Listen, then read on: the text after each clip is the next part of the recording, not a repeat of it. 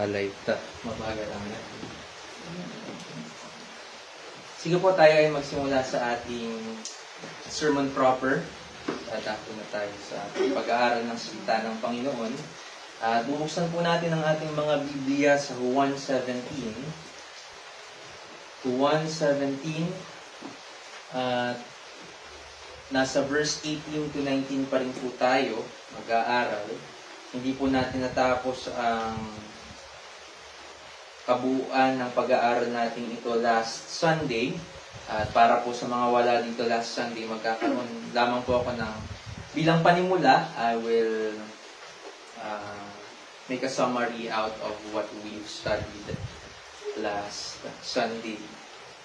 Yan po, ang ating pag-aaral ay magmumula sa Juan 17, verses 18 to 19. At para sa mga hindi po nakakaalam, tayo po ay mayroong John 17 series at matagal na po itong nasimulan. Tagal-tagal na rin. Siguro mga March or April.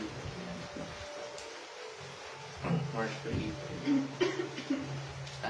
Praise God dahil tayo nakapagpapatuloy sa pag-aaral na ito. At ang paksa ng pag-aaral natin, ng series na ito rather, is ang panalangin ng ating pinakapunong pari. Ngunit dito sa specific verse number na ito, ang ating paksa ay ang kabanalan ni Kristo para sa ating kabanalan. Muli po natin basahin ang verses 18 to 19. John 17, 18 hanggang 19. Sabi po rito, kung paanong ako'y iyong sinugo sa sanlibutan, sila ay sinugo ko rin sa sanlibutan. At dahil sa kanila'y pinabanal ko ang aking sarili upang sila naman ay pabanalin sa katotohanan. Manalangin po tayo. Dakila namin Diyos, tulungan ninyo kami muli sa pag-aaral namin ng inyong mga salita. Tulungan ninyo na aming makita ang katotohanan na nagmumula rito sa inyong panalangin sa John 17. Magkaroon kami ng kaaliwan o comfort from your prayer. Kami rin, O Diyos, ay i-edify ninyo sa mga bagay na aming matatagpuan dito sa verses na ito.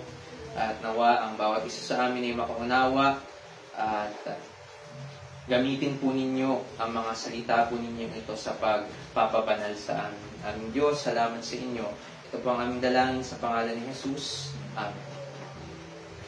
So, bilang pagbabalik tanaw sa naging pag-aaral natin last Sunday, ito nga ang John 17 ay pinag-aaralan natin at ang matatagpuan natin dito ay ang panalangin ni Jesus sa kanyang ama, at siya nung mga panahon na ito ay nasa harap ng kanyang mga alagad. Again, they were in the upper room this time bago sila pumunta sa garden ng Gethsemane. Sila ay natapos palang maghapunan at Last Supper, as they call it. And dito, nag-uusap-usap sila. Noong mga panahon na ito, wala na si Judas. Umalis na siya para ipagkanulo si Jesus sa mga punong pari. Sa mga pari. O sa mga pariseyo, rather. Sa mga pariseyo. Dito, makikita natin ang kanyang, sabi nga ng mga theologians, in this prayer, we can see the heart of Jesus. Dahil napakaganda po ng prayer na ito, and the theologians also say that this is the greatest prayer that has ever been prayed in this world. Kaya naman, masasabi ko na pagsamasamahin man ng ating mga panalangin o pagsamasamahin man ang mga napakagandang salita ng mga Puritan sa kanilang panalangin, even the Reformed ones, ay hindi po tutumbas ito sa panalangin ito ni Jesus. At maikli man lang ito, pero this is the greatest prayer that's ever been prayed in this world. Kaya kita po natin dito ang salitang pabanalin sa verse 17 o sanctify, para lamang maintindihan natin sa papatuloy natin sa pag-aaral natin ito. Sa verse 17, ang sabi po rito, pabanalin mo sila sa katotohanan, ang salita mo ay katotohanan. At pabanalin o sanctify in English, in Greek, hagiazo. At in context, I can see here two implications ng pabanalin. Dahil sa verse 17, ang sense na nakikita ko dito, since this is for his disciples, sa mga apostol, sabi rito, pabanalin na ang sense or what this implies is to purify o pabanalin sa karakter na sila ay maging banal na katulad niya sa kung paano silang namumuhay. Iyon po ay napakahalaga at alam natin na ganun din ang kanyang kalooban para sa ating mga alagad niya sa kasalukuyang panahon. At dapat lamang po nating malaman na hindi po nagbabago ang kalooban ng Diyos sa ating mga inililigtas niya. Kung dati ang kalooban niya is to purify them, to make them holy just as He is holy, hindi po yung nagbago sa kasalukuyang panahon. Okay, ganun pa rin po ang kalooban niya sa ating mga Kristiyano ngayon at sa darating na panahon, to make us holy. So, pabanalin o sanctify, di ba yan ang madalas natin gamitin ang word na iyan, sanctify or sanctification. That only means to make holy. Pabanalin. At alam natin that God is actually the agent of this work. At hindi tayo po, we obey sa kanyang mga utos, but He is siya ang makapangyarihan sa pagpapabanal sa atin. Yun. So, the first sense of pabanalin o sanctify is to purify, and also, ang isa pang sense nito or isa pang implication ng word na pabanalin o sanctify dito sa pag-aaral natin is to set apart for God. To set apart. And to set apart ay yun din po ang ginamit para sa ang word na sanctify o pabanalin din po ang ginamit. At dito, mas makita nating prominent itong ginamit kay Jesus sa bubukod niya ng kanyang sarili para sa tungkulin na ibinigay sa kanya ng Diyos. So, mamaya makikita pa po natin ang bagay tungkol dito. So, last Sunday, sabi ko nga na tayo, nung ipinanganak tayo dito sa mundong ito, at nagkaroon tayo ng muwang o kaisipan o kaalaman, magulo ang ating isip. At hindi natin alam kung ano ang gagawin natin, kung anong purpose natin sa mundong ito, kung anong kursong pag-aaralan natin, o kung anong career ang ipupursu natin. At tayo din bilang mga tao, kapag may mga plano tayo at may nangyaring di inaasahan, nauudlot ang mga planong iyon, madalas hindi natin nagagawa. So there are changes of plans. At mayroon ding mga pagkakataon na magbabago tayo, ang ating mga actions and ating words, depending on our emotions. Diba? Ganun tayo ka-changeable. Nagbabago tayo, pabago-bago tayo, ang gulo-gulo natin bilang mga tao. Ngunit ibahin natin si Jesus. Sabi ko nga last Sunday, si Jesus ay naiiba sa atin. Nung siya'y pumarito, alam na niya ang natatanging layunin niya. Okay? Nang pumarito siya, alam na niya ang kanyang gagawin, alam na niya kung bakit siya pumarito, alam niya kung bakit siya sinugo rito. Diba? Tayo hindi natin alam at napakalabo ng ating kaisipan. Ngunit itong si Jesus ay ibang-iba. Siya ay pumarito para sa isang natatanging layunin at lahat ng actions niya sa mundong ito nang siya ay pumarito at ang blessings na nagmumula sa Kanya para sa ating mga Kristiyano ay nakabase sa layunin niyang iyon. And what was the purpose of His coming here in this world? So, walang ibang ipinanganak sa mundo ang nabuhay, upang iligtas ang mga makasalanan kundi si Jesus lamang. Wala kung sino man sa atin dito ni ang ating mga sarili, ang ating tagapagligtas. Wala pong ganon. Diba? Hindi po tayo ipinanganak sa sanlibutan ito to save ourselves. But there is this one man, born of a virgin, by the power of the Holy Spirit, ipinanganak po rito at ang layunin ng pagkapanganak niya sa mundong ito ay upang iligtas tayo. And that is His purpose. At ang purpose pong iyon ay hindi lamang pumasok sa kanyang isipan noong ipinanganak na siya o noong siya ay nagkaroon na ng muwang. Bago pa po siya isend dito ng kanyang ama sa sanlibutang ito, yun na po ang kanilang tipan. Yun na po ang kanilang covenant. So that is what we call covenant of redemption, na bago palikhain ang sanlibutang ito at ang mga tao sa mundong ito, the Trinity has this covenant with each other called the covenant of redemption. At ang covenant of redemption ay itong kaplanuhan nila o kalooban nila na itong mga taong nilikhain nilang magkakasala, ngunit pipiliin nila para sa kaligtasan, ay ililigtas ng paparitong tagapagligtas. At iyon nga ay si Jesus. So, hindi po aksidente na si Jesus na naipanganak dito sa sanlibutang ito. Hindi po siya aksidenteng naipadala ng kanyang ama. Siya ay pumarito because of that will, because of that covenant sa Trinidad, o sa Trinity.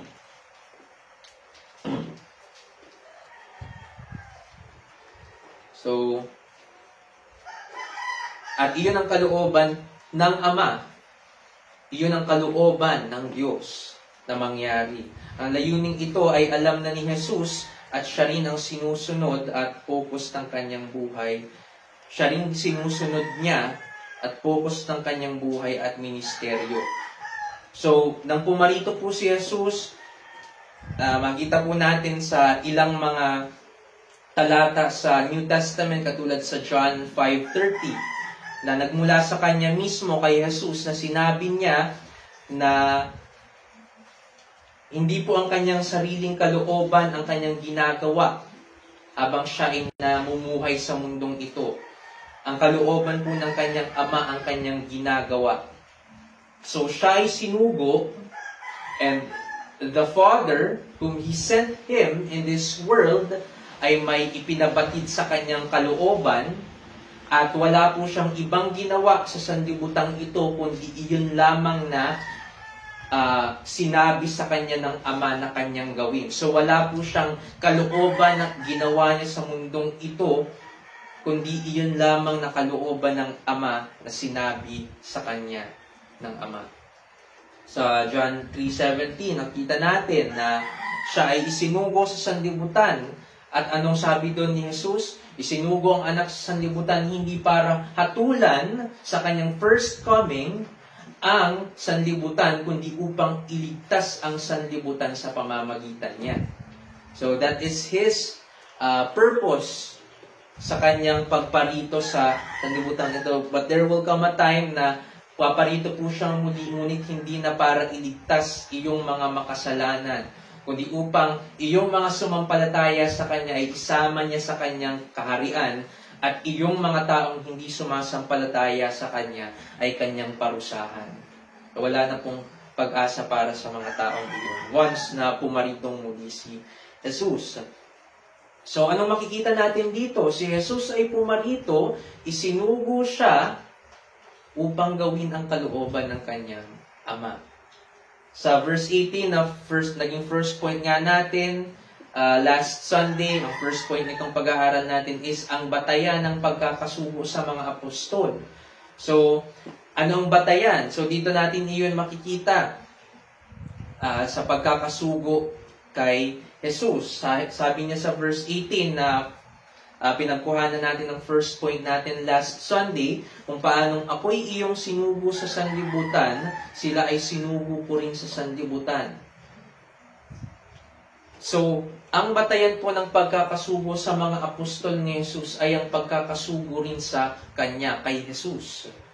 Ang ibig po nitong sabihin, so, balikan lamang po natin, Ang sinugo o send, in Greek, apostelio, ang meaning nito is to send away or to dispatch on service, and more specifically in Christ saying, to send with a commission. So ito pong si Jesus ay sinugo sa mundong ito, not without a purpose or not without anything from the Father na iniuutos niya kay Jesus. He was sent with a commission. Okay? Kinomission siya sa bagay o sa isang tungkulin, at iyon nga ay ang iligtas ang sanlibutan, ang mga makasalanan sa sanlibutan ito sa pamamagitan niya. Okay? Kaya po, iyon po ang tungkulin na ibinigay o iniatang sa kanya ng Ama.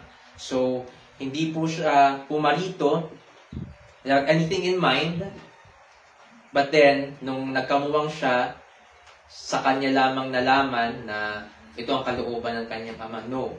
Before he was sent, alam na ng Panginoong Jesus kung anong gagawin niya. So, yun. Ang ipinapahiwatig ng salitang sinugo o send ay pagpapadala na mayroong kalakip na layunin o misyon na dapat ma-accomplish. At nakita natin sa buhay ni Jesus ay na-accomplish niya ang misyon niya.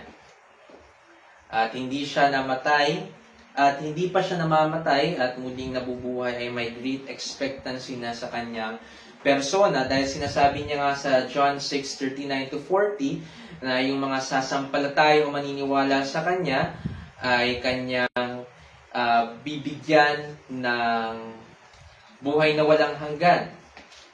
So, that's a great expectancy for those who will put their faith in Him. So, para naman doon sa sinasabi rito ni Jesus sa verse 18, kung paano ako'y iyong sinugo sa sanlibutan, sila ay sinugo ko rin sa sanlibutan. So, first, si Jesus ay sinugo ng Ama. Ngayon naman si Jesus ay susuguin itong mga apostol niya, itong mga disipulo niya, itong mga alagad niya. At ang sabi, at ang implikasyon ng pagsusugo o sending kay Jesus sa paggagamit niya sa salitang ito ay pareho sa klase ng pagsusugo na ginawa niya sa mga alagad. Naintindihan po ba natin ito? Ang ibig pong sabihin nito, ang pagkakasugo kay Jesus ng Ama ang pagkakasugo sa mga disipulo nitong si Jesus is in the same condition ng pagkakasugo ng Ama kay Jesus. Meaning, kung paanong itong si Jesus ay sinugo ng kanyang Ama, at ang kanyang tungkulin ay ang iligtas ang mga makasalanan sa mundong ito, at wala siyang ibang dapat sundin kundi ang kalooban ng Ama, ganoon din po ang tungkulin nitong mga alagad ni Jesus. Na wala rin po silang ibang susundin kundi itong nagsugo sa kanila. So parehong-pareho po. Si Jesus, sinunod niya ang nagsugo sa kanya.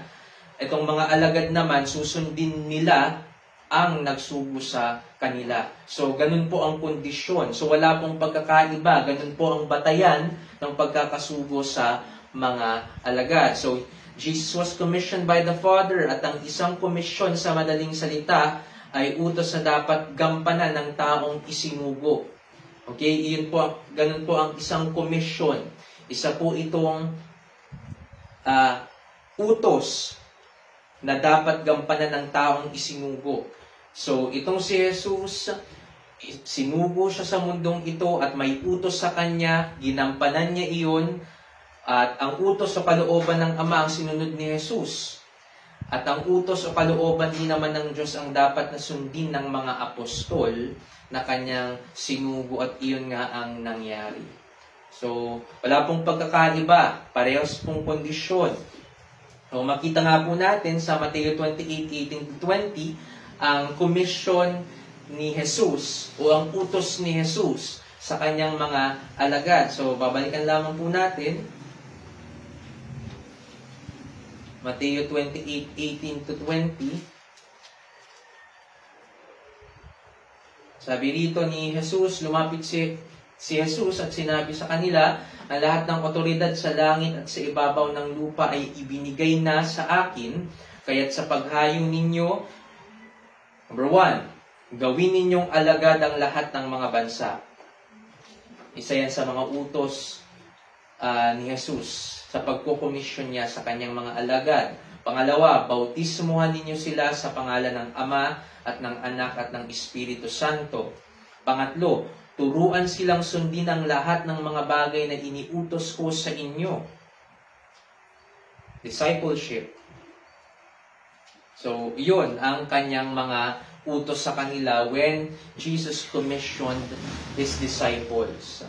So, makita po natin na itong particular na commission na ito ay may mga utos na kung paanong si Jesus, ang utos sa kanya ay iligtas ang mga sasampalataya sa kanya, ang mamatay sa krus ng Kalbaryo. Yun ay alam natin na utos sa kanya ng Ama at yun ang sinunod niya. Ngayon naman, para naman sa mga alagad ni Jesus, ito ang mga utos sa pagsusugo sa kanila. At ito ang dapat nilang sundin. Okay, so ang sinasabi ko nga sa first point natin, ito ang batayan. Ang pagkakasugo kay Jesus ang batayan ng pagkakasugo rin sa mga alagad. So walang pinagkaiba. So talaga namang kung paanong si Jesus ay ganoon din ang kanyang mga alagad. Parang yung kasabihang like father, like son, di ba? At ganoon din para sa kay Jesus at para sa kanyang mga alagad. Si Jesus ay banal, kaya't ang kanyang mga alagad ay dapat na magpakabanal. Si Jesus ay isinugo ng Ama with a particular commands at ganun din para sa mga alagad. At si Jesus ay naghirap, ganun din ang mga alagad. So, talagang nagpaparalel. Si Jesus at ang kanyang mga alagad ay nagkakapare-pareho sa mga characteristics na ito. Dahil nga ang ginagaya natin, ang ini-imitate natin ay si Jesus. At walang iba. So, para sa second point natin, so, binalikan lamang natin yun para makasabay mawala dito last time. At titingnan naman natin ang verse 19 para sa point nating ito. So, 2 point lang naman. So, pag-aralan na natin ang first point last Sunday. Ngayon naman ay ang second point. So, kung ang first point natin ay ang batayan ng pagkakasugo sa mga apostol, pangalawang punto naman natin, ang batayan ng pagpapabanal sa mga apostol. Ang batayan ng pagpapabanal sa mga apostol. At verse 19, ang sabi rito, kaya't sa paghayo ninyo, gawin ninyo, hindi na to. Mateo pa rin. John 17. John 17:19. At dahil sa kanila ay pinabanal ko ang aking sarili upang sila naman ay pabanalin sa katotohanan. Yan ang titignan natin sa araw na ito. Dito ay baka pagtakhan natin na ang mga salita ni Jesus. Dito ay baka pagtakhan natin ang mga salita ni Jesus at isipin kung bakit kailangang i-sanctify. Dahil ang ginamit pa rin naman dito sa English ay sanctify o hagiazo. Okay? So, baka magtaka tayo. Di ba ang sanctify, pagpapabanal o to purify.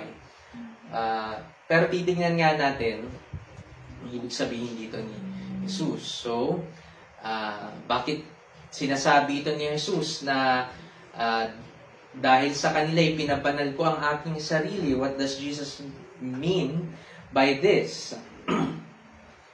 Ngunit muli, alalahanin natin na hindi lamang pagpapabanal in the sense na paglilinis sa karumihan ang meaning ng sanctify. Kanina nga, banggit ko yun, that there is, sa word na sanctify o pabanalin ay may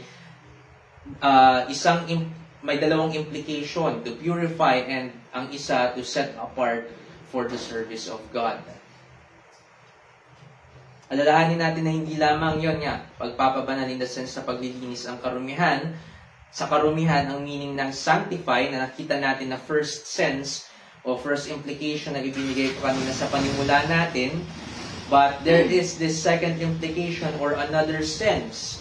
At iyon nga ay ang pagsiset apart para sa pagkakagamit ng Diyos sa kanyang mga layunin. Second sense ang ipinapahiwatig dito ni Jesus. Not the one na para sa atin, ang sanctify o pagpapabanal, yung pagpupurify, paglilinis. Ganun nga ang ginagawa sa atin ng Diyos sa mga panahon na ito. But also, applicable din sa atin yung second sense. Dahil pinababanal tayo para to set apart, for God to set us apart for His service. Okay? Hindi po tayo makakapaglingkod sa Diyos na tayo ay nasa mundo pa rin. Hindi po ganun iyon. Tayo ay inihihiwalay o ibinubukod, meaning ang Tagalog ng setting apart ay pagbubukod. Ibinubukod po tayo para maging iba tayo from unbelievers and from the life that we had in the past. At hindi po tayo namumuhay sa ganoong parahan. But now, we're now living as people set apart for the service of God. So, ang second sense, ang ipinapahiwatig dito ni Jesus patungkol sa kanyang sarili, sapagkat hindi kailanman nagkasala si Jesus para dumaan sa pagpapabanal na katulad sa atin. Hindi po si Jesus po ay hindi katulad natin na kailangang magdaan sa pagpapabanal kung paano tayo nagdadaan sa pagpapabanal or purification para maging katulad tayo ni Jesus. Hindi nagkasala kailanman si Jesus.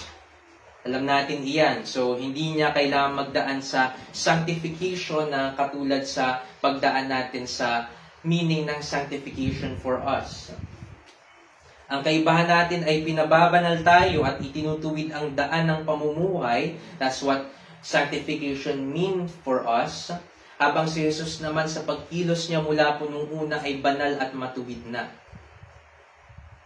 So, si Jesus, nang namumuhay siya, ay namumuhay siya ng matuwid, namumuhay siya ng banal, and He never sinned, not even once. So, He doesn't have to undergo sanctification ng katulad sa atin. But also, itong pagpapabanal kasing ito, it could also mean na paghiwalay nga ng kanyang sarili for the service. At itong service pong ito na kung saan inihiwalay niya ang kanyang sarili for it, ay nagpapakita rin po ng kung paano ng importance ng pamumuhay niya sa banal na pamamaraan. So, hindi po siya masiset apart for the service of God if he did not live a holy life. So ganun din po ang ibig sabihin nito para sa kanya.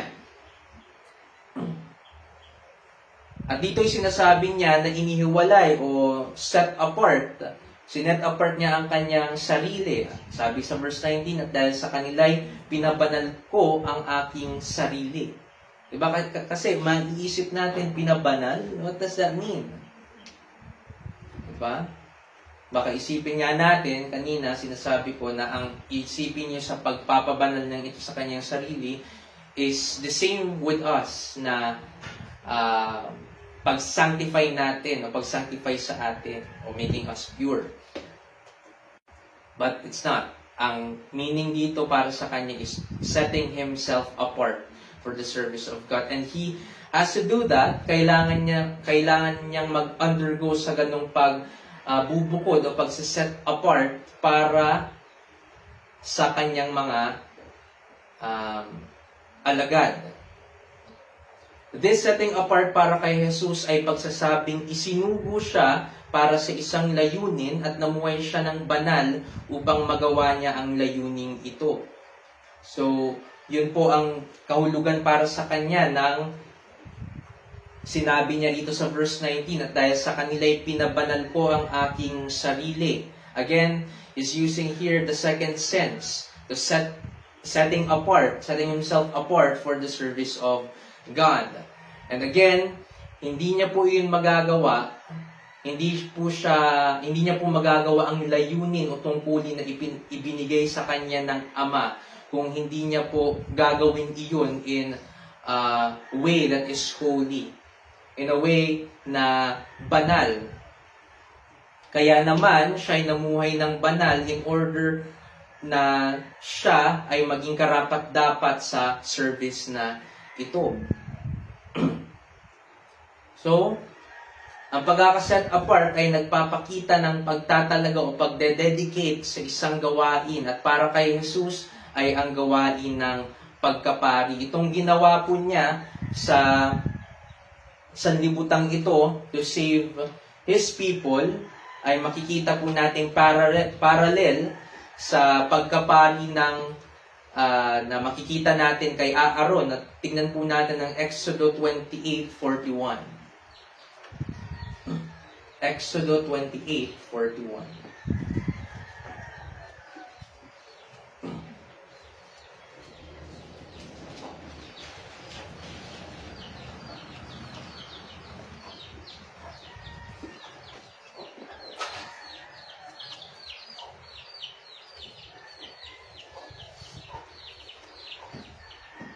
Okay po, basahin po natin ang Exodo 28:41. Sabi rito, iyong ipapasuot ang mga ito kay Aaron na iyong kapatid at sa kanyang mga anak na kasama niya. Bubuhusan mo sila ng langis, itatalaga, ibubukod upang maglingkod sa akin bilang mga pari.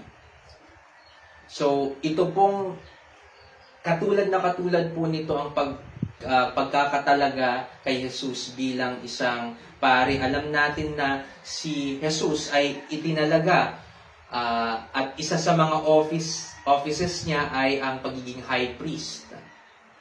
So, he is prophet, priest, and king. Yun ang kanyang mga offices. At ang makita nga natin dito, again, kahit na dun sa pinag-aaralan natin na kapitulo sa John 17, iyon po ang tinatawag o tinaguri ang high priestly prayer. So, ibig sabihin nito, since Jesus Christ was the one praying there, pinapakita noon na siya ang high priest. That one of his offices is being a high priest.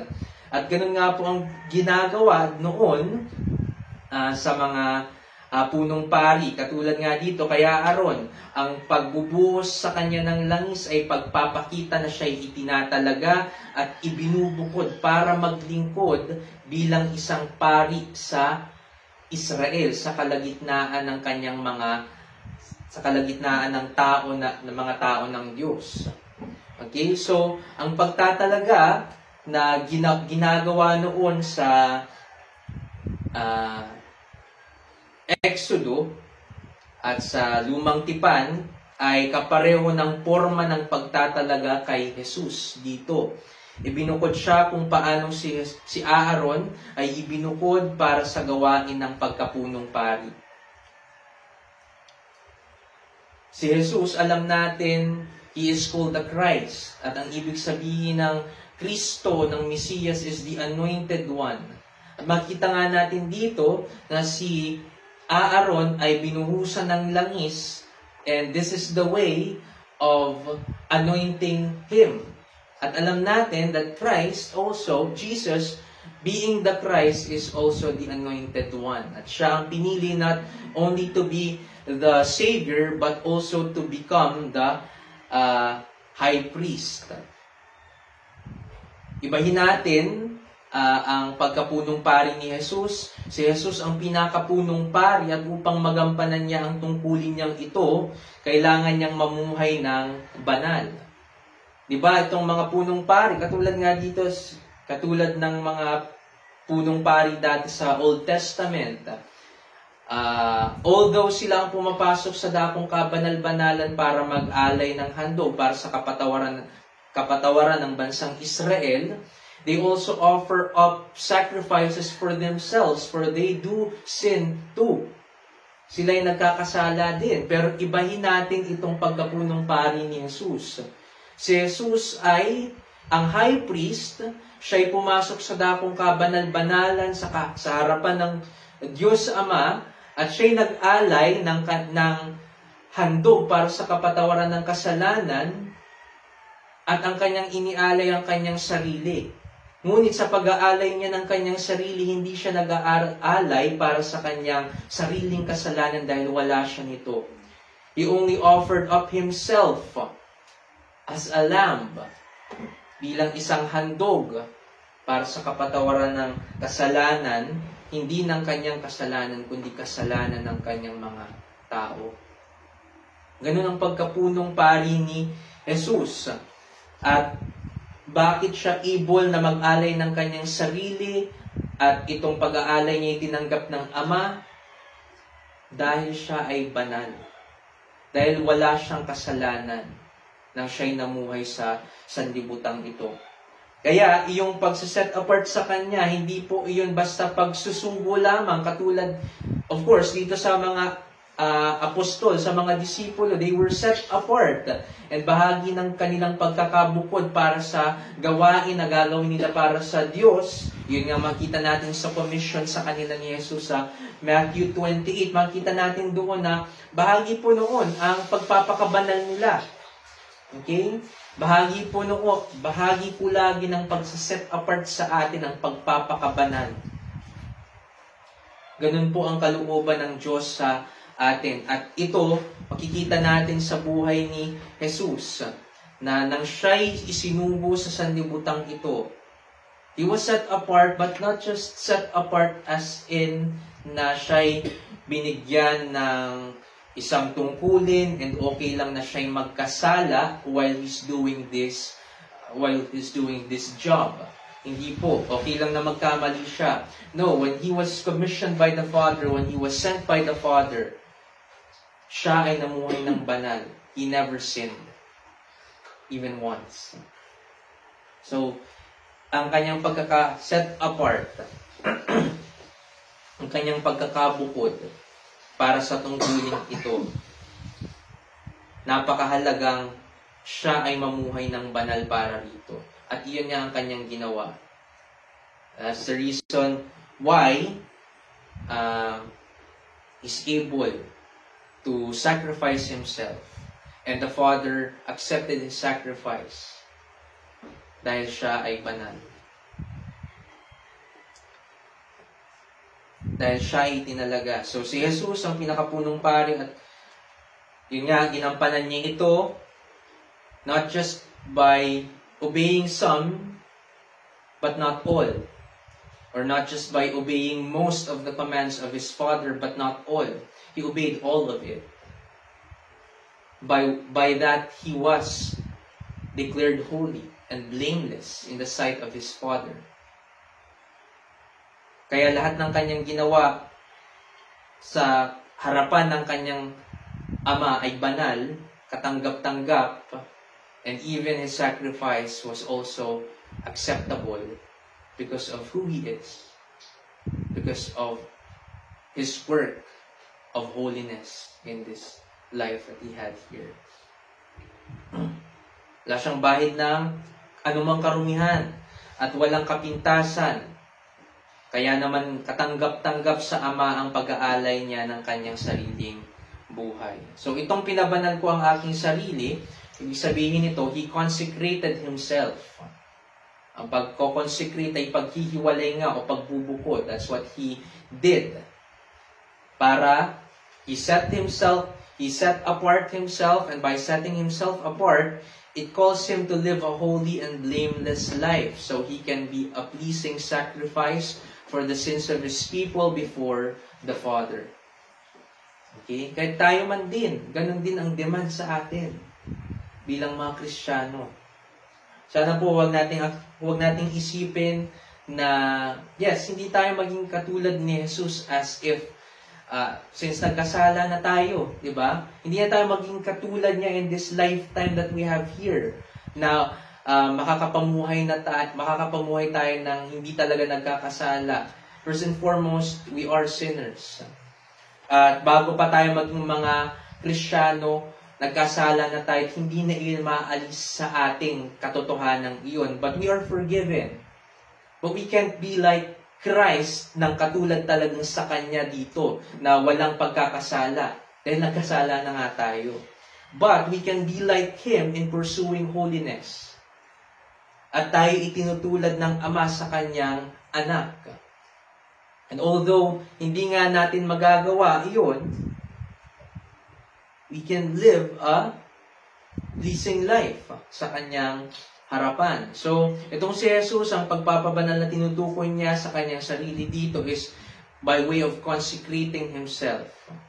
Okay? Setting Himself apart, and by setting Himself apart, it calls Him to live a holy and blameless life. At yun nga ang nangyari sa Kanyang buhay. Balikan natin yung John 17.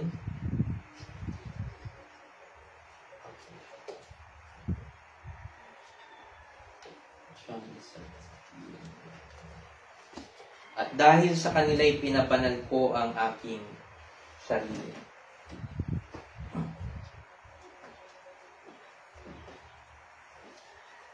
So, tignan rin natin ang Juan 15:13. Juan 15:13.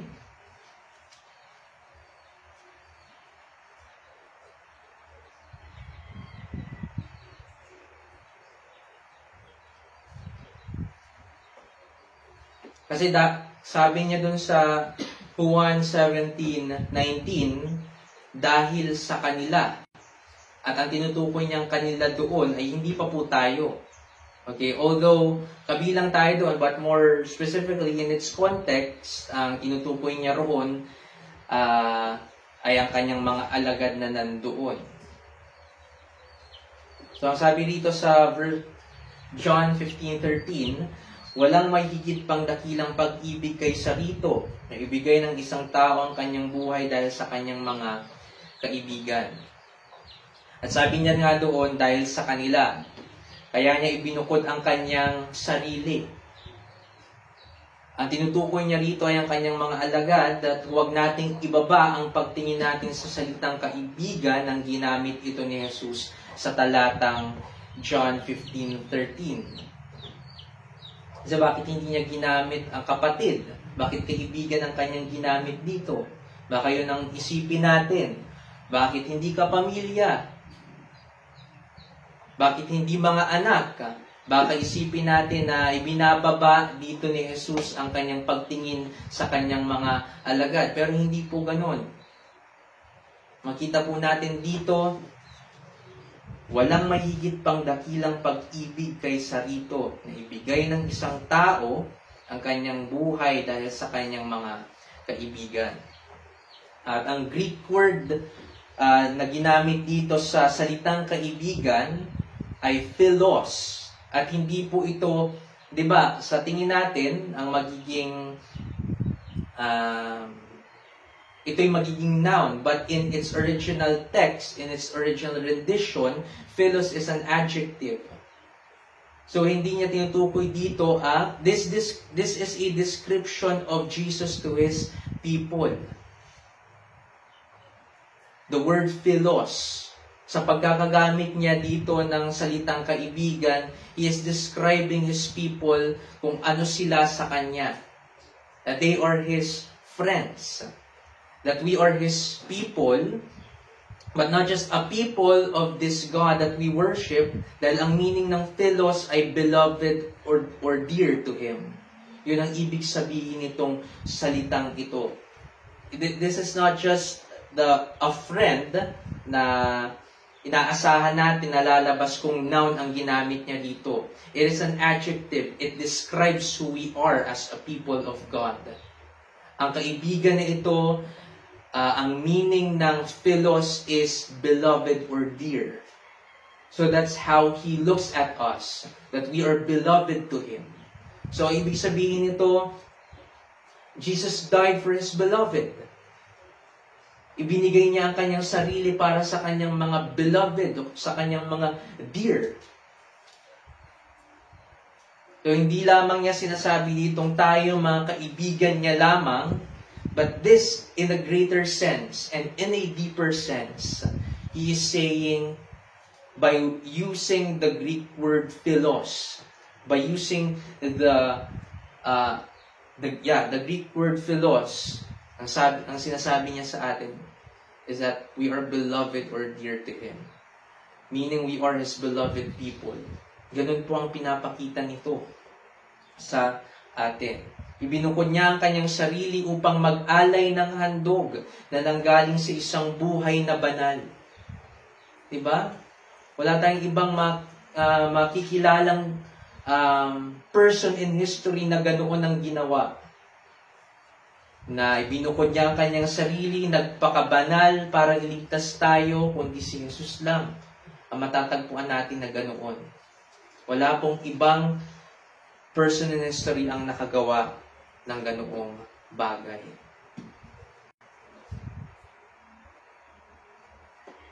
Tayo bilang mga tao, hindi natin ipinagdadamot sa tukso ang ating mga sarili. Minsan nga, tayo pa ang nagbibigay ng ating mga sarili sa pagtukso. Hanggang sa mangyari, nagkakasala tayo by sa pagsunod sa kung anumang pagtukso ang nasa ating paligid. Pero itong si Jesus, hindi niya kailanman ibinigay ang kanyang sarili sa paghari ng kasalanan. Bagkus pinagharian niya ang kasalanan. Even our sins ay pinagharian niya.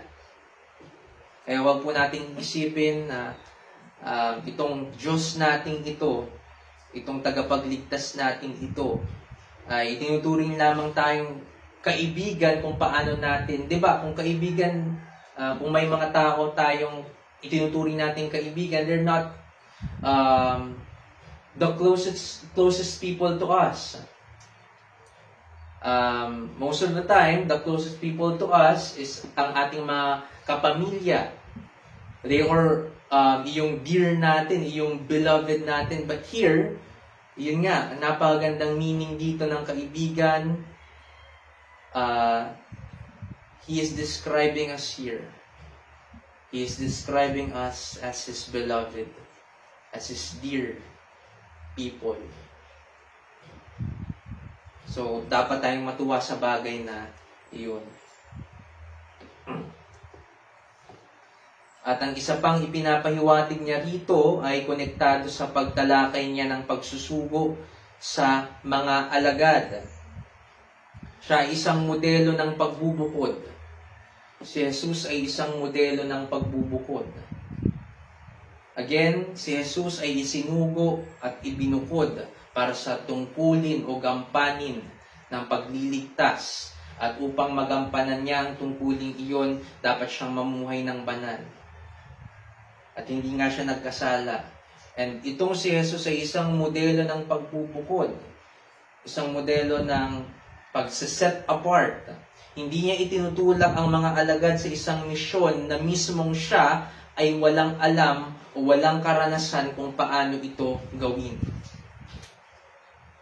Ibig kong sabihin, hindi niya isinusugo ang kanyang mga alagad at hayaan silang kumilos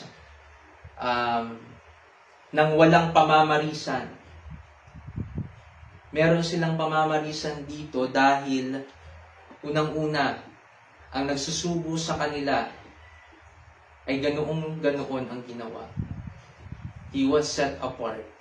And now, Jesus is setting them apart for the service of God. At sila ay may batayan sa kung paano nila ito gagawin.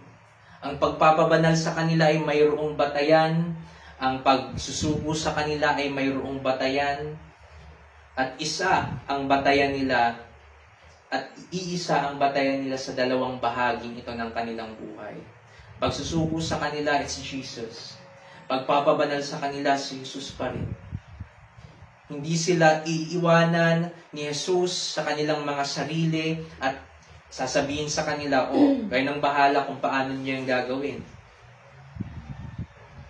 Diba? May mga amo tayo sa mundong ito na gano'n. Hindi pa nga tayo tinuturuan kung paano gawin ang isang bagay. Yun ang sinasabi sa atin. O kung anong bahala, kung anong gusto mo, kung paano mo gustong gawin yan. Pero si Jesus, able siyang makapagsabi, able siyang makapagsugo sa kanyang mga alagad sa ganitong pamamaraan in this kind of commissioning, diba? Dahil siya mismo ay naranasan itong mga bagay na ito.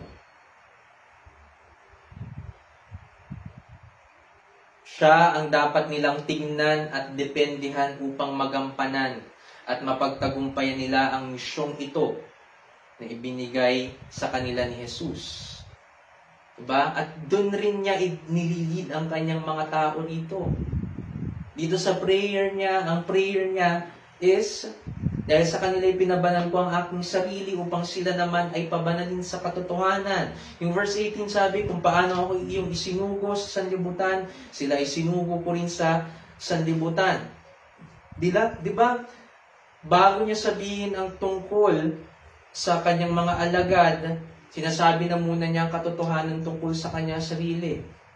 Siya ay sinugo. Therefore, sinusugo niya rin sila. Siya ay pinabanal niya ang kanyang sarili, meaning he set himself apart. He lived a holy life. Therefore, itong mga alagad niya ay ganoon din dapat. Diba? Ang gusto niya talaga ay maging katulad niya tayo. At sana yun din ang hangarin natin. Dahil yun naman talaga ang purpose ng buhay ng isang Kristiyano, where hindi niya tayo iniligtas para mamuhay pa rin ayon sa kung paano natin gustong mamuhay. Hindi niya tayo iniligtas para magkaroon pa rin ng mga standard ng ibang standard ng righteousness. Sa totoo lang, ang standard ng righteousness natin is a person. Si Jesus. Makita natin sa Kanya ang 10 Commandments, ang lahat ng mga ethical standards na makikita natin sa New Testament na iniuutos ng mga apostol na nagsulat nito. Makita natin ang lahat ng iyon ay natagpuan kay Jesus. So the standard for holiness na mayroon tayo is a person, and He is Jesus Christ. Kaya sana ganun lagi ang maging pagtingin at pananaw natin. Huwag na tayong maghanap pa ng ibang mga basihan at batayan kung paano tayo magiging banal. And even this one, yung pagsiset apart o pagsusugo sa atin, hindi po tayo sinugo in the way na sinugo itong mga alagad niya na yung commission sa kanila ay of course, we are to evangelize. Totoo naman talaga iyon. Pero ang itong pagkakasugo sa kanila dito sa 1:7 na yung pagka-apostol, yun talaga ang opisyal na tungkulin nila. At hindi tayo sinusugo sa ganoong pamamaraan. Hindi tayo sinusugo bilang mga apostol. But we are to set apart our lives for God, to be holy. And itong kabanalang ito ay ang ipamalas natin sa sanlibutang ito. That's the least we can do. We're not always, hindi tayo laging makakapag-evangelize. Diba? Hindi naman lagi araw-araw ganun ang magagawa na yan. Some of us maybe have never experienced evangelism.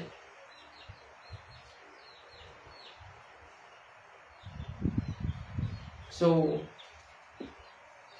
but we are also set apart to live a holy life bilang mga Kristiyano. That's the least we can do, but that's the best thing we can do to glorify our God. Na tularan ang kanyang anak na si Jesus.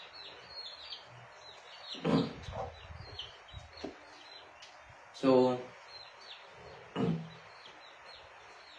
Siya ang tinitingnan dito ng mga alagad niya at dinidependihan upang magampanan nila at mapagtagumpayan nila ang misyong ibinigay sa kanila ni Jesus. Dahil si Jesus mismo ang nagpauna sa pagpapakita ng pagkamasunurin sa kalooban ng Diyos. Okay? Si Jesus ang nagpakita nito.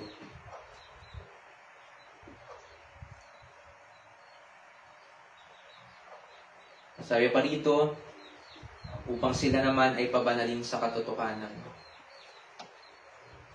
Katulad niya na namuhay ng banal at itinalaga sa isang layunin, ang pagpapabanal sa mga apostol ay tungo rin sa buhay na matuwid at para sa misyon na ibinigay sa kanila ni Jesus. So, kaya niya isinet apart ang kanyang sarili para sa misyong ibinigay sa kanya ng Ama at siya'y nagpakabanal para siya ay able na mamatay ng isang acceptable sacrifice sa harapan ng Ama. Because if not, these disciples of Him, hindi rin po sila hindi rin po sila dadako sa ganitong misyon para sa na nagmumula sa kanilang Panginoon.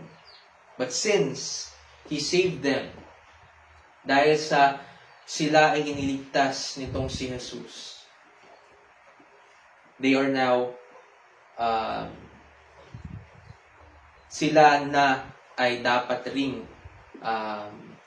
gampanan ng tungkuling ibinigay o iniatang sa kanila ng kanilang Panginoon. Ngunit hindi nila magagawa ang misyon, hindi sila magiging kagamit-gamit kung hindi sila pababanalin sa buhay nila. Yun ang sinasabi ko.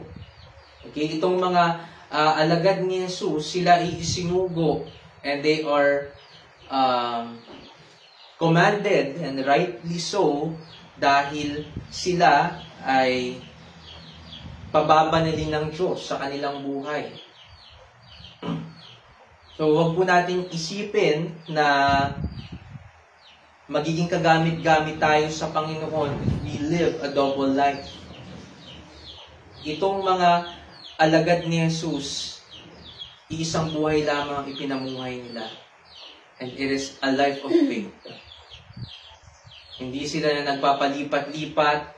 So, weekdays naman, magiging parang unbeliever ako. Then, Sunday, magiging Kristiyano ako. Hindi po ganun. Araw-araw po nilang ipinamuhay ang kanilang pananampalataya. They did not live a double life. At sila ay pinalago, na-cultivate ang kanilang karakter, sila ay namunga, kaya sila naging kagamit-gamit sa misyon ng Panginoon sa sanlibutan ito. At makita naman natin na itong mga alagad niya na kanyang isinugo sa sanlibutan ay ginamit niya sa pagpapakalat ng ebanghelyo sa bawat bahagi ng sanlibutan ito. Naging kagamit-gamit sila. At tandaan po natin na, sabi nga ni Charles Spurgeon, tayo ang Biblia ng mundong ito. Diba? Tayo ang tinitingnan ng mundong ito. Are we living up to the standard na sinasabi nating sinusunod natin? Are we living up to the standard ng salitang ipinapangaral natin? Tayo ang tinitingnan ng sanlibutan ito. Kaya, yun, magiging kagamit-gamit lamang tayo at itong mga alagad niya ay naging kagamit-gamit dahil sila'y namuhay ng isang banal na buhay. Ang dalawang implikasyon ng salitang sanctify para sa mga apostol ay may kahalagahan at katotohanan sa pagtutulad ng Diyos sa kanila kay Jesus. Nung una nga, yun nga, the first implication or the first sense of sanctify is to purify. At paano ko nasabing ang dalawang implikasyon ng salitang sanctify para sa mga apostol ay may kahalagahan at katotohanan sa pagtutulad ng Diyos sa kanila kay Jesus. Dahil una, yung first sense, sila ay kailangang magpakabanal kung paanong si Jesus ay banal. So, in this sense, they are to conform in character. Conformity in character. Dapat nilang tularan, dapat silang tumulad sa karakter na banal ni Jesus. Without which, it is impossible for them to be sent away as apostles. Dahil napakataas po ng demand sa tungkulin ito ng pagiging apostol. But they were sent, because of course, alam natin, God is sovereign, He knows all things, and He knows all things prior to its occurrence. Kaya naman alam niya, and He's also planned na itong mga taong ito na kanyang itinatalaga para sa tungkulin ito, yung kanyang pababanalin. That's why He is confidently sending them out for this commission. Okay? Dahil alam niya, and kanyang plano na sila'y pababanalin niya. Okay? Kasi hindi siya rito hindi siya rito parang isang bulag na walang kaalam-alam, o hindi siya dito parang nangangamba na itong isusubong ito isusubo ko kung ito baka mag-fall ito, baka magkasala ito. But He is sending them anyway as an apostle dahil kahit wala siyang alam sa mangyayari sa future, ay may hope siya para sa taong iyon. Hindi po ganun si Jesus. He sent them away because He knows all things, and He knows His plan for these people, for these disciples of Him. Okay? Hindi po siya katulad natin na maasa lang, hopeful lang na nagtitiwala ako sa taong ito kasi baka magawa niya naman ang tungkuling ibinibigay ko sa kanya. Hindi po ganun si Jesus nung sinugo niya itong mga taong ito. Hindi pa po nangyayari, hindi pa po alam ng mga isinusugo niyang ito kung anong pagdaraanan nila, na sila'y pababanalin ni Jesus, na itong si Pedro ay hindi na laging mag-aalinlangan o pipigilan ng kalooban ng Diyos, ay alam na ni Jesus ang mangyayari sa kanilang buhay. Kaya, isinugo niya sila. Sinugo niya sila. Hindi umaasa sa kanilang mga kakayanan, kundi ang tanging hope lamang ng mga alagad niyang ito ay ang grasya ng Diyos para magampanan nila ang tungkulin na ibinigay sa kanila ng Diyos. So, sila ay kailangang magpakabanal kung paano si Jesus ay banal. So, this is conformity in character. The first sense of the word sanctify. Pangalawa naman, sila ay itinalaga sa misyon upang tipunin ang mga pinili ng Diyos para sa kaligtasan. So, in this way, kung kanina, sa kabanalan, in the sense of purifying themselves, it is conformity in the character of Jesus. Ito namang pangalawa, sila ay itinalaga sa misyon upang tipunin ang mga pinili ng Diyos para sa kaligtasan. This is conformity in purpose.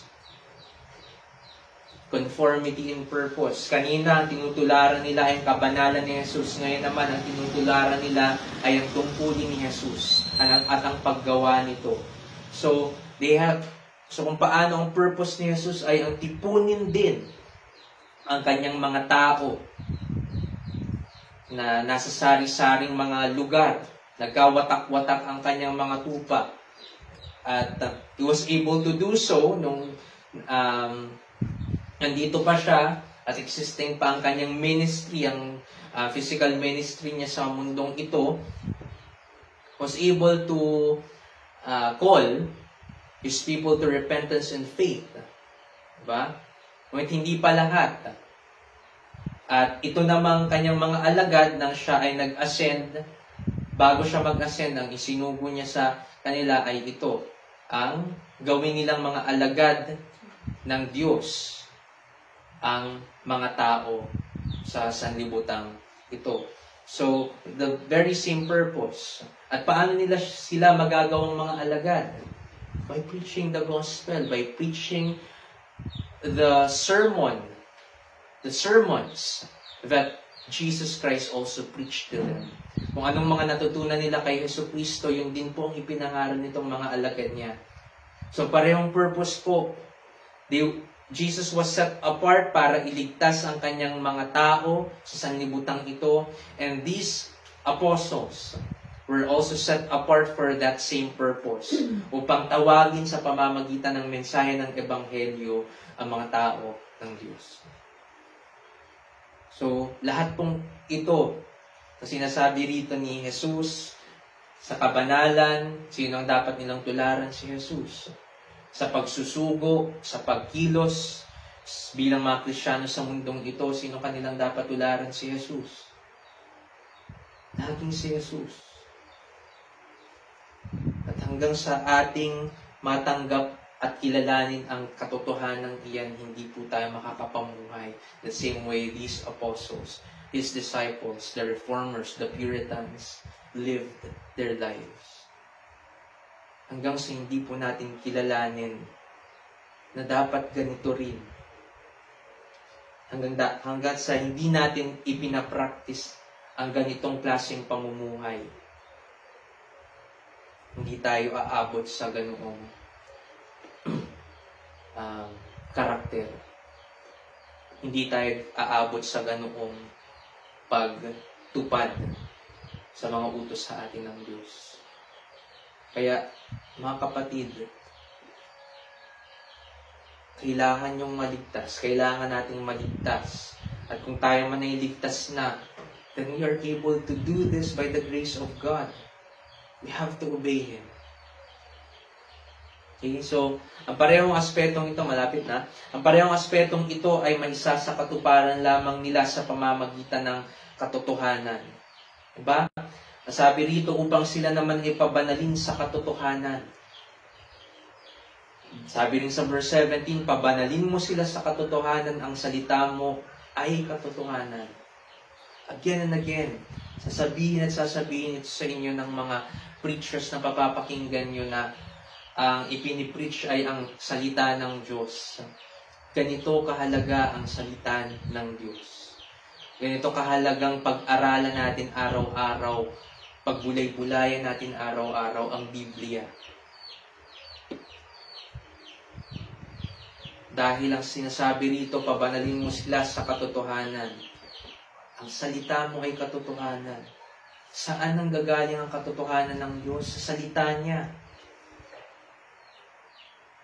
At nagkakasundo ang mga reformers, Puritans, and even yung mga naunang mga Kristiyano sa ating the early church sa pagpapahalaga ng salita ng Diyos sa buhay ng isang Kristiyano. Magkakaisa kaming lahat. Ako na isang aba lamang na nagpipreach sa inyo tuwing linggo kung gaano kahalaga ang salita ng Diyos sa pang-araw-araw nating buhay.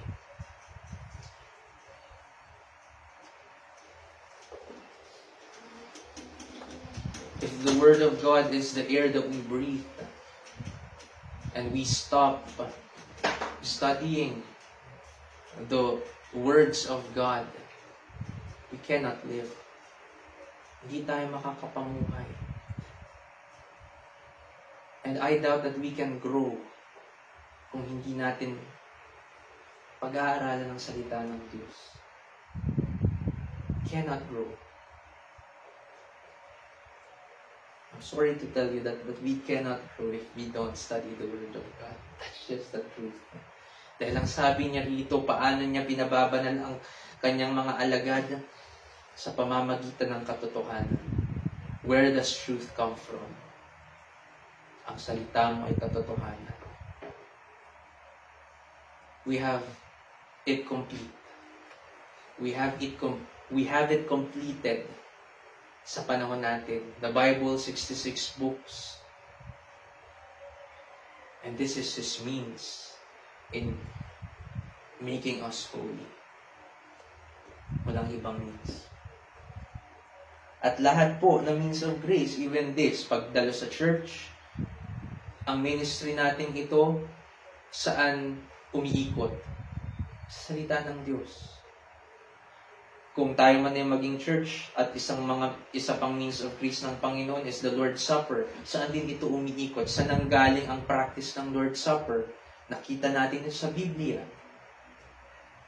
Sacraments, the baptism, saan natin ito nakita? Sa Biblia. Everything that we ever practice, everything that the early church has proclaimed and practiced, it comes from the Word of God. Comes from the Word of God. So, hindi natin dapat ito alisin sa buhay natin. Even this, di ba? Sunday ngayon. Nakapagbulay-bulay na kami kanina sa gawain namin. So, hindi na siguro ako, okay lang siguro hindi na ako magbasa ng Bible ngayong araw. Hindi po. There is yes, we worship congregationally, but we also worship individually. Sa ating mga closet. Sa ating mga kwarto. Okay? Disiplina. Kailangan. Okay, so, sila ay binubukod sa pamamagitan ng katotohanan. Ang katotohanan ang kinakailangan nila upang maging banal dahil ito ang kaparaanan ng Diyos sa pagpapabanal sa atin sa pamamagitan ng salita ng buhay. At ito rin ang kasangkapan nila sa pagtupad ng utos sa kanila ng Diyos dahil ang Diyos ay katotohanan at ang pinanggagalingan nito. So itong salita ng Diyos, itong Biblia, dito natin matatagpuan ang salita ng Diyos. At sana talagang naniniwala tayo 100% na itong makikita natin mga salita sa Biblia, salita nga talaga ng Diyos. This is what God revealed to His people when they wrote it. Ito ang minarapat niyang ma-include sa canon of Scripture ng mga nababasa natin ito. So, the truth works for both implications. Yung first implication nga ng pagpapabanal to purify. Ang katotohanan works for that sense, works for that implication ng purification sa atin. And it also works sa pagsiset apart sa atin. Wala pong ibang kasangkapang ginamit ang mga alagad sa pagpapabanal nila ng kanilang buhay. At wala rin po silang ibang kasangkapang ginamit sa pagsunod nila sa utos ng Diyos, kundi ang salita rin po ng Diyos. So, it creates in them a holy life. The truth creates in us a holy life, and it consecrates us to service. Yan ang po ang tatandaan natin. The truth na matatagpuan natin sa salita ng Diyos, dahil ang salita ng Diyos ang katotohanan, creates in us a holy life, and it consecrates us to service. Inihiwalay o binubukod tayo nito para magampanan natin ang tungkulin natin ng pagpapakabanal sa sanlibutan ito. Hindi magiging ganap ang dalawang bagay na ito sa kanila. Hindi po maisa sa katuparan, hindi magiging ganap, hindi ma-perfect sa ating mga buhay ang banal na buhay na ito at consecration na ito sa service kung hindi natin papanigan at hindi tayo mananatili sa katotohanan.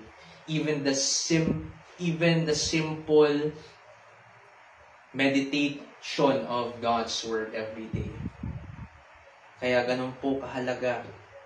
Ngunit nakita natin ang resulta, sila ay nanatili, ang mga alagad ni Jesus ay nanatili rito, and the rest is history where we benefit from. The rest is history.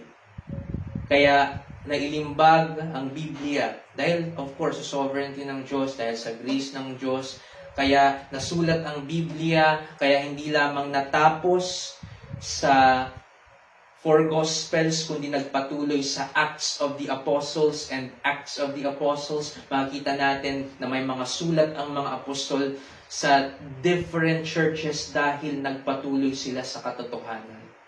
At dahil sila'y nag-lead din ng mga tao from those different churches na sila'y mamuhay according to that truth. Ganun po ang kanilang ginawa. So hindi po natin masasabi na itong mga apostol ay nabigo sa kanilang tungkulin ng pag-apostol nila dahil makikita naman po natin ang resulta. From Acts to Revelation. From Acts to Revelation, mga kapatid, doon natin makikita kung paanong ginamit ng Diyos ang kanyang mga alagad sa redemptive history. Sa pagkakaligtas ng mga Hentil at ng mga Hudyo. At nagtagumpay ang Diyos. Nagtagumpay ang Diyos sa kanyang mga kaplanuhan. He redeemed His people. Yes, He used His disciples, and He can use us. He can use us.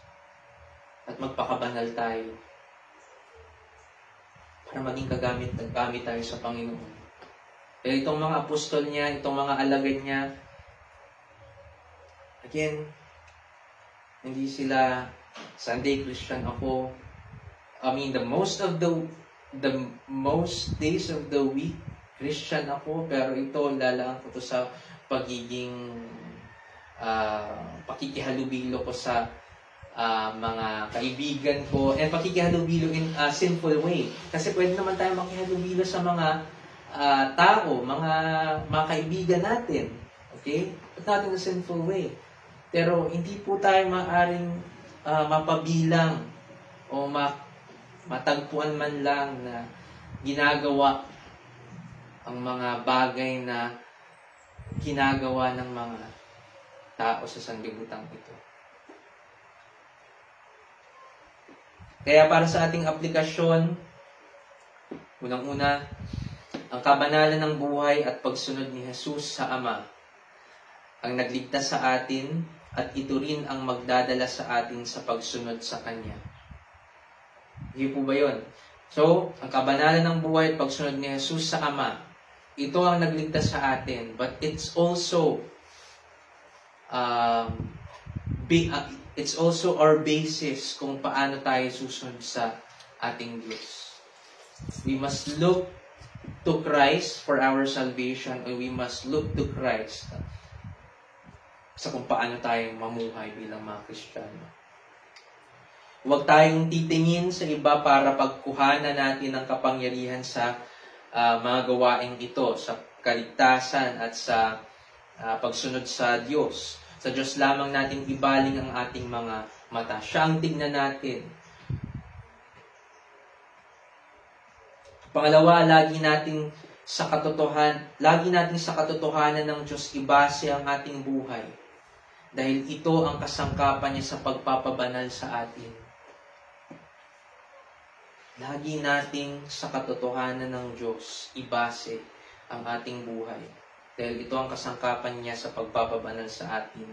Lagi nating pag-aralan ang salita niya dahil narito ang katotohanan. Okay, so lahat po tayong ibang titignan. So para sa kaligtasan natin, we must look at Christ.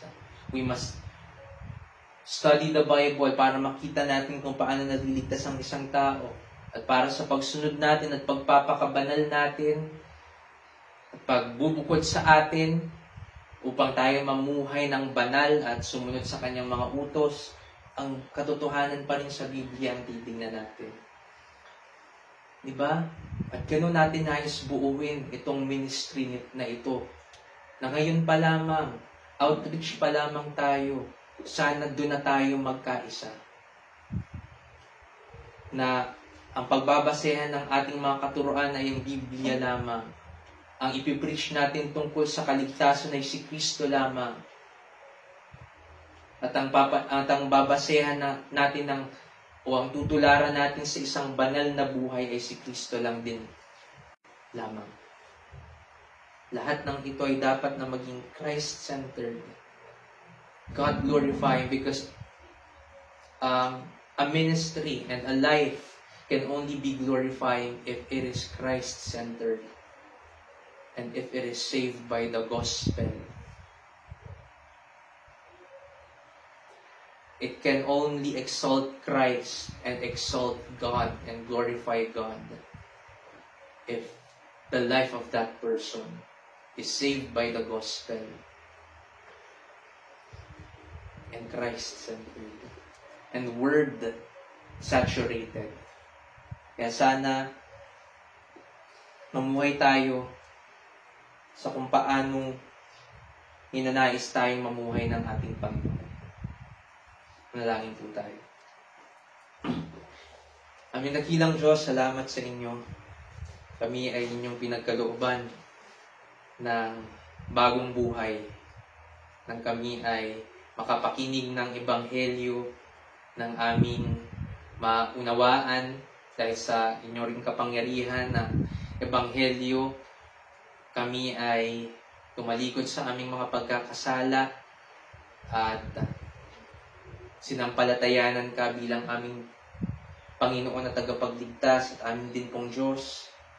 Kaya't kami ngayon ay nakakapamuhay ng ayon sa inyong kalooban na pinalulugdan din po ninyo. Though kami ay may mga pagkakasala pa rin hanggang sa mga panahon na ito, dahil sa mga ito ay iligtas niyo po kami, Panginoon. Dalangin namin na kami ay patuloy ninyong pabanalin at gamitin namin ang kasangkapan ninyo sa pagpapabanal sa amin. Ang inyong salita nga po iyon na Diyos. Dalangin din po namin na ang katotohanan ninyo ay patuloy naming matanggap at makain. Pakinabangan namin ito lagi. Maraming salamat sa inyo, aming Diyos. Mabuhay nawa kami para sa inyong ikaluluwalhati. Huwag nawa kaming makontento sa isang buhay na pinamumuhay na hindi ayon sa inyong kalooban. May we only be contented with a life that's lived for you according to your truth. Maraming salamat, aming Diyos. Ay buti po ninyo sa amin. Ito po ang aming samot dalangin sa pangalan ni Jesus. Amen. Okay, sa pagkataon na ito, sa huli, buksan natin ang ating mga himnaryo at awitin natin ang doxology.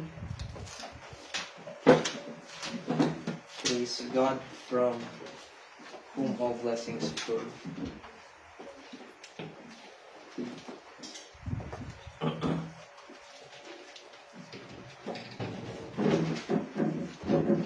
Okay, Roman numeral 16. Sa pinakaunahan.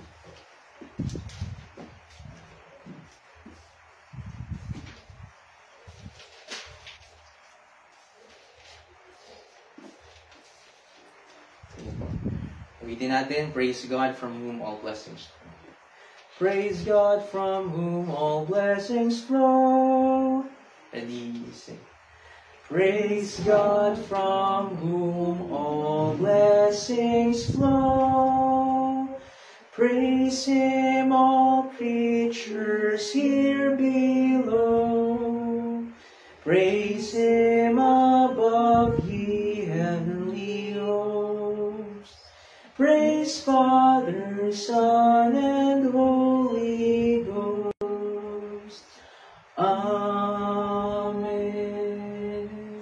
Salamat po sa Panginoon na nagtatapos ang ating pananampahan. Say hi.